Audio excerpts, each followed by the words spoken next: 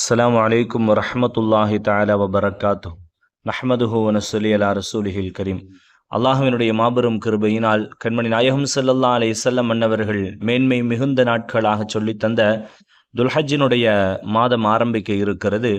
இந்த மாதத்தில் நபி அவர்கள் ஓத சொன்ன திக்ருகள், எதை ஓதினால் பாக்கியங்கள் நம்மிடத்திலே வந்து சேரும் மட்டுமல்ல, மறுமையிலே அல்லாஹ் மிகப்பெரிய வெற்றியை தந்து இம்மையில் எல்லா பாவங்களையும் மன்னிப்பான் என்ற சூழலை இன்ஷா அல்லாஹ் இந்த பதிவில் பதிவு செய்கிறேன். முழுமையாக அதை இந்த மாதத்தில் ஓதி பாக்கியங்களை அடைந்து கொள்ளுங்கள். அல்லாஹு தாலா இந்த நாட்களை நமக்கு சிறந்ததாக ஆக்குவானாக. நபியவர்கள் சொன்னார்கள், ஜாபிர் ரலியல்லாஹு அன்ஹு அவர்கள் அறிவிக்கிறார்கள், உலகத்தில் உண்டான நாட்களிலேயே ஆக சிறந்தது துல்ஹஜ்ஜினுடைய முதல் 10 நாட்கள் என்றார்கள் ஸல்லல்லாஹு அலைஹி வஸல்லம்.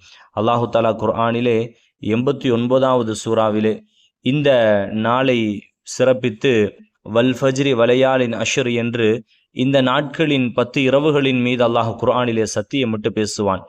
இந்த நாட்கள் நிறைய பாக்கியங்களை நமக்கு வாரித்தரக்கூடியது. கண்மணி ரசூலுல்லாஹி ஸல்லல்லாஹு அலைஹி வஸல்லம் அவர்கள் சொல்வார்கள், யார் இந்த நாட்களிலே, அதாவது துல்ஹஜ்ஜினுடைய முதல் 10 நாட்களிலே சூரத்துல் ஃபஜ்ர், அதாவது குர்ஆனிலே 30வது ஜுசுவிலே வரக்கூடிய 89வது சூறாவை தொடர்ந்து ஓதி வருகிறார்களோ, அல்லாஹ் அவர்களின் பாவங்களை முழுமையாக மன்னிப்பான் என்றார்கள் ஸல்லல்லாஹு அலைஹி வஸல்லம்.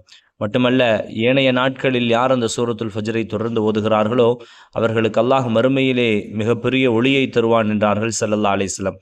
அப்படிப்பட்ட நபியவர்கள் இந்த நாட்களில் என்ன செய்ய வேண்டும் என்று சொல்ல வரும் பொழுது இப்படி சொன்னார்கள், அல்லாஹ்விடத்திலே ஆக உயர்ந்த நாட்கள் இந்த துல்ஹஜ்ஜினுடைய முதல் 10 நாட்கள் மட்டுமல்ல, இந்த நாட்களில் செய்யப்படக்கூடிய அமல்கள் ஏனைய நாட்களில் செய்யப்படக்கூடிய அமல்களை விட அல்லாஹ்விடத்தில் மிக உகந்தது, அல்லாஹ்வுக்கு பிரியமானது என்று நபியவர்கள் சொல்லிவிட்டு இந்த மாதத்தில் நாம் ஓத வேண்டியதை கற்றுத்தருகிறார்கள். ஃபஅக்ஸிரு ஃபீஹின்ன, இந்த 10 நாட்களில் நீங்கள் அதிகப்படுத்துங்கள், மின தஸ்பீஹி வ தக்பீரி வ தஹ்மீதி வ தஹ்லீலி, தஸ்பீகையும் தக்பீரையும் தஹ்மீதையும் தஹ்லீலையும் அதிகப்படுத்துங்கள் என்று நபி ஸல்லல்லாஹு அலைஹி வஸல்லம் அவர்கள் சொல்லித் தருவார்கள்.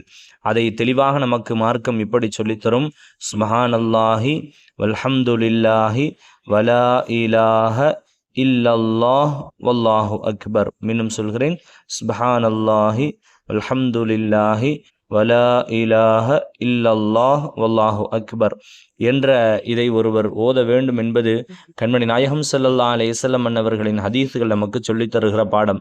இந்த தஸ்பீகை நாம் ஓதக்கூடிய சூழலிலே அல்லாஹு தாலா நிறைய பாக்கியங்களை தருகிறான் என்பது ஏனைய நிறைய ஹதீஸுகளில் நம்மால் காண முடிகிறது. ஆக இந்த தஸ்பீகளை நீங்கள் இந்த மாதத்தில் அதிகப்படுத்துங்கள்.